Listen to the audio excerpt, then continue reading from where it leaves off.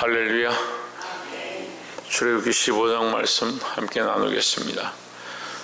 출애굽기 말씀은 진행되어지는 모든 말씀마다 사건과 사고가 또 하나님의 역사와 이적이 끊이지 않는 그런 말씀입니다. 특별히 이제 15장에서는 이스라엘 백성들이 하나님을 찬송하는 모양들이 나오는데, 우리가 찬송에 대해서 똑바로 알아야 하고, 이 찬송은 사람의 기준이 아니라 하나님의 행하신 것, 하나님을 높이는 것이 큰 기준이 되어야 된다는 것을 아시기를 주의 이름으로 축원합니다. 15장 1절에 이때에 모세와 이스라엘 자손이 이 노래로 여호와께 노래하니 일렀으되 내가 여호와를 찬송하리니 그는 높고 영화로우시며 말과 긋한 자를 바다에 던지셨음이로다 했습니다.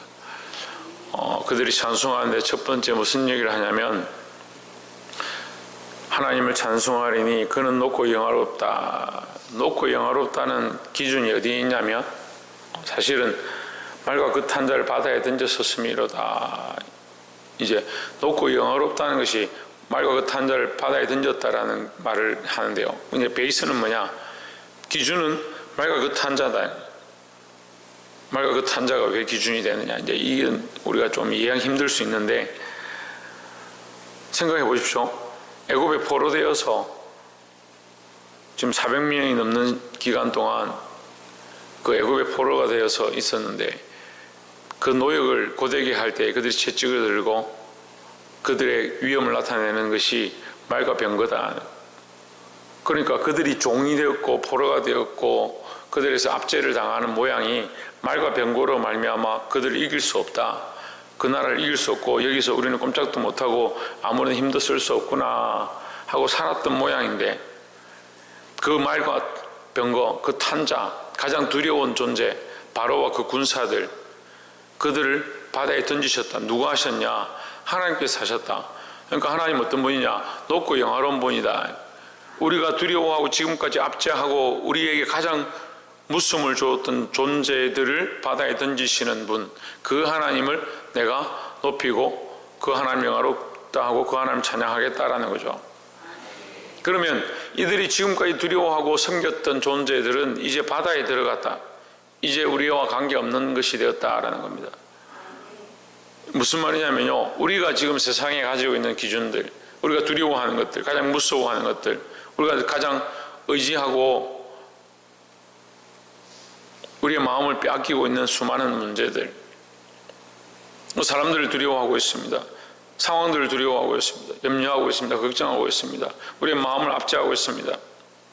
그러한 것들을 바다에 던지시는 분이 누구냐? 여호와 하나님이시다. 그러니까 그 하나님을 높이면 높일수록 우리에게 주어진 이 수많은 문제들은 바다 가운데 던진 바 되어진다는 거죠. 우리가 이것을 하나님 앞에서 바다에 던지는 자들이, 하나님께서 바다에 들어가게 하시고 바다에 던지시는 역사를 보려면 하나님의 영화롭다 하고 우리가 의지하고 두려워하는 것들을 내려놓아야 합니다. 3절에 여호와는 나의 힘이시여 노래시며 나의 구원이시로다 했습니다. 그러니까 우리의 구원이 누구냐? 하나님이시다. 근데 왜 우리가 하나님의 구원을 잘 못 보냐? 세상을 여전히 바라보고 있으니까요. 세상의 권세를 의지하니까요. 목사님, 우리가 그렇게 안 하려고 하는데요, 사단이 우리를 자꾸 그렇게 만듭니다. 사단이 우리를 자꾸 그 권세에 굴복하도록, 세상에 굴복하도록, 악한 것들에 굴복하도록 우리를 자꾸 그렇게 끌고 가는 겁니다. 우리를 계속 그렇게 미혹하는 겁니다. 나도 모르게 세상에 우리의 마음을 자꾸 빼앗기게 하는 겁니다. 그래서 우리를 좌절하게, 자연스럽게 그러한 존재들이 나타나면 우리가 그렇게 훈련되어져서, 그렇게 만들어져서, 그렇게 습관이 되어서 돈이 없으면 하나님 앞에 나올 수 없는 것처럼, 두려운 마음들이 임하면 하나님 앞에 기도할 수 없는 것처럼 우리를 그렇게 만들어버리는 겁니다. 우리를 쉽게 그렇게 질을 냈다는 거예요. 근데 하나님 그것을 바다에 던지셨다는 거예요. 우리가 이것을 인정하고 우리의 수많은 문제들보다, 우리가 두려워하는 것들보다 하나님의 높으심을 인정하고 고백하고 찬양해야 될 줄 믿습니다. 그것이 온전한 찬양이다라는 거죠. 특별히 우리가 기도하고 찬양할 때, 특별히 말씀을 들을 때에 하나님의 높으심을 인정하는 것, 다른 어떠한 것들, 내가 지금까지 바라보았던 것들을 내려놓는 훈련들을 계속해야 하는 겁니다. 그래서 이것이 점점 더 깊은 훈련들이 되어지면 정말 내 일상에 높은 것들이 없고 다른 두려움이 없고 하나님만 경외하고 하나님만 두려워하고 하나님만 높이는 그런 역사가 나타나기 시작해야 된다는 겁니다. 그런 은혜가 늘 넘치기를 주의 이름으로 축원합니다. 두 번째 나누는 말씀은 10절에 주께서 주의 바람을 일으키심에 바다가 그들을 덮으니 그들이 형용한 물에 납같이 잠겼나이다. 11절 여호와여 신중에 주와 같은 자 누구니까? 주와 같이 거룩하며 영화로우며 찬송할 만한 위엄이 있으며 기이한 일을 행하는 자 누구니까? 했습니다. 자, 이것 또한 이제 믿음의 고백인데요. 지금까지 그들이 그 애굽의 풍습 아래서 많은 것들을 섬겼습니다. 애굽의 그 많은 우상들을 함께 섬기고 그들의 풍습을 따라서 함께 살았습니다.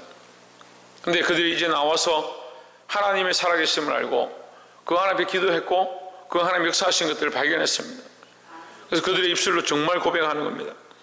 정말 참으로 고백하는 겁니다. 지금까지 우리가 많은 신들을 보고 많은 종교들을 보고 많은 우상들을 보았지만 그들 중에 참신은 하나님밖에 없다라는 거죠. 우리가 11절을 봤지만 여호와여 신중에 주와 같은 자 누구니까? 오직 하나님밖에 없다는 거죠. 우리의 신앙이요, 우리의 믿음이요, 날마다 어떻게 해야 되냐? 오직 하나님, 오직 그리스도 예수, 그렇게 돌아가야 되는 거예요. 다른 것이 없고 다른 신이 없고 다른 방법이 없고 다른 길이 없고 다른 생명이 없다라는 고백들로 날마다 나아가야 하는 겁니다. 우리는 근데 날마다 몸부림치죠. 내가 해보려고, 내가 방법을 찾아보려고, 내가 길을 찾아보려고. 물론 내가 길을 찾고 내가 방법 찾는 것을 하지 말라는 게 아니고요. 이게 어떤 문제에 부딪히냐면요, 우선순위에 달려있네요. 우선순위를 잘 못 챙기는 겁니다.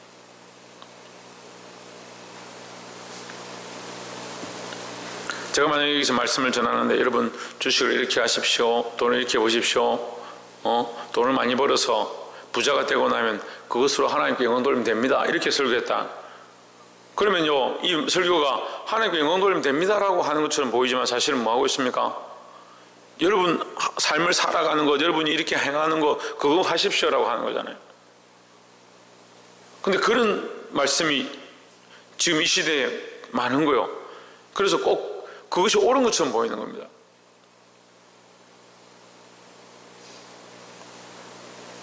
옛날 참 못 살 때는 자수성가하고 돈 많이 벌고 나서 그 다음에 부모에게 효도하면 된다, 그런 것들을 많이 얘기했습니다.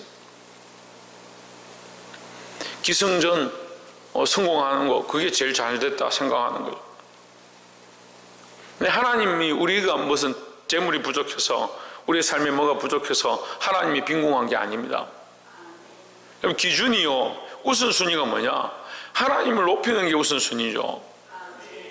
오직 예수가 우선순위고 오직 하나님이 우선순위가 되어야 합니다.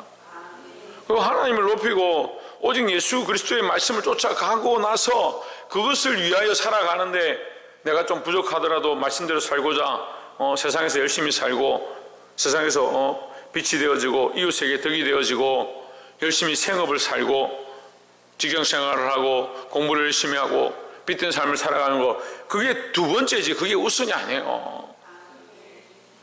근데 이걸 착각하는 거예요. 자꾸 하다 보니까 빛된 삶이 중요하다. 똑같이 바리새인들과 서기관들도 자기들은 사람들에게 빛된 삶이라 생각하는 겁니다. 근데 바리새인들 서기관은 어떤 빛입니까? 회칠한 무덤의 빛입니다. 빛은 빛인데 사람들에게 보이는 빛인데 어떤 빛이냐? 회칠한 무덤처럼 보이는 겁니다. 사람들이 그게 좋다, 그게 깨끗하다, 그게 아름답다 생각하지만 그 속에 뭐가 있냐? 썩은 시체가 있는 겁니다. 그런데 예수님은 그걸 아시는 겁니다. 참빛, 너에게 비치는 빛, 그 빛이 누구냐? 예수 그리스도라는 거죠.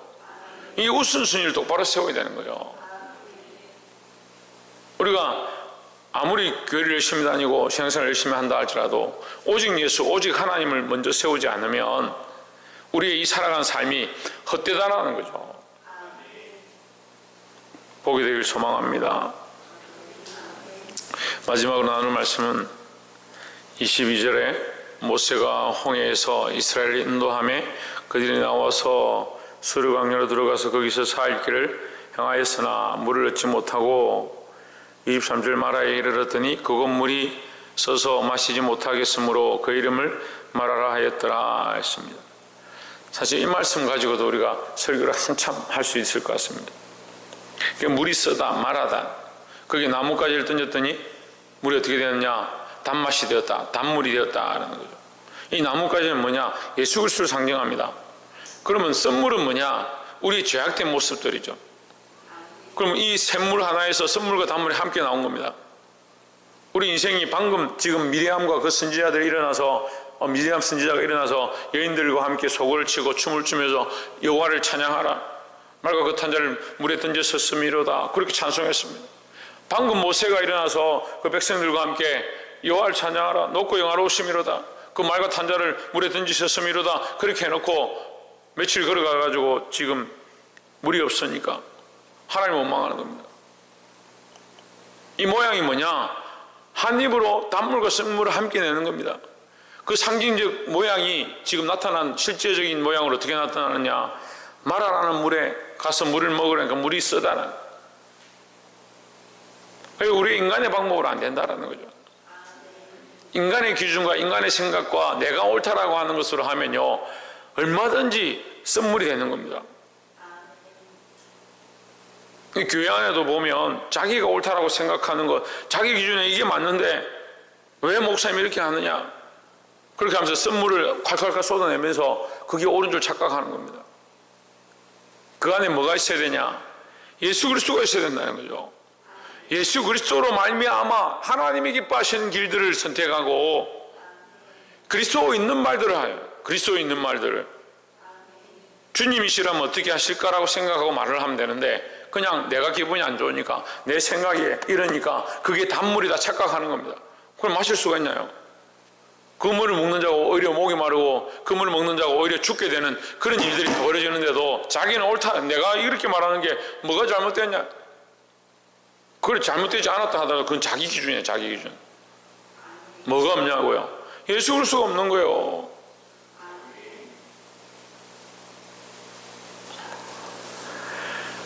(25절에) 모세가 여호와께 부르짖었더니 여호와께서 그에게 한 나무를 지시하시니 그가 물에 던짐에 물이 달아졌더라. 여호와께서 거기서 그들을 위하여 법도와 율례를 정하시고 그들을 시험하실세 했습니다. 여러분, 문장을 이제 제가 늘 얘기하지만 이게 거꾸로 보는 것이 맞다는 거죠. 하나님께서 그들을 시험하시는데 뭐로 하느냐? 율례와 법도로 하신다. 다시 말하면 말씀으로 시험하신다. 너희가 말씀대로 사느냐? 그럼 말씀대로 살지 않는 삶이 뭐냐? 쓴 삶이다. 쓴맛의 삶이다. 말씀으로 사는 자의 삶이 뭐냐? 단맛의 삶이다. 그 말씀이 기준이다. 말씀이 기준. 그 말씀이 뭐냐? 나뭇가지다는 거죠. 나뭇가지. 나뭇가지가 뭐냐? 예수 그리스도예요. 그 예수 그리스도로 말미암아 그 안에 있으면 우리가 돌감람나무였다가 돌감람나무는 썩어서 먹을 수 없는 거예요.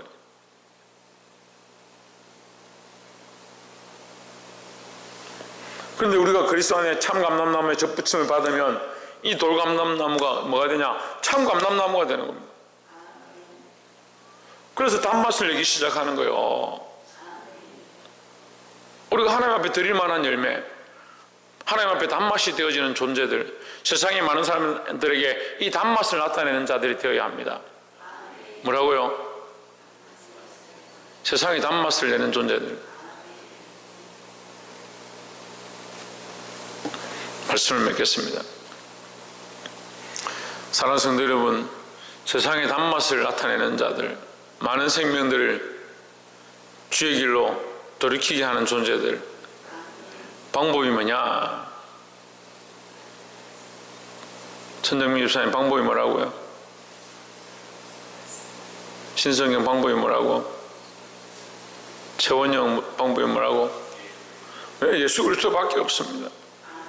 오직 하나님, 오직 예수 그리스도에게로 기준을 바꾸고 우선순위가 예수 그리스도가 되어야 하는 겁니다. 그 예수 그리스도가 우리 중심에 있고 기준이 되어지고 우리 가운데 던져질 때에 그 물이 썬물이 단물이 되었던 것처럼 우리 삶의 변화가 나타나기 시작한다는 겁니다. 물론 그렇게 하고 있는 줄 압니다. 그럼 더더욱 그렇게 해야 합니다. 그럼 더더욱 그렇게 하고 있는 줄 압니다. 더욱더 중심의 뿌리가 그리스도에게로 맞춰져야 합니다. 날마다 이 초점과 시각을 주님께로 그리스도에게로 맞추시는 저와 여러분 되시기를 주 이름으로 축원합니다. 기도하겠습니다.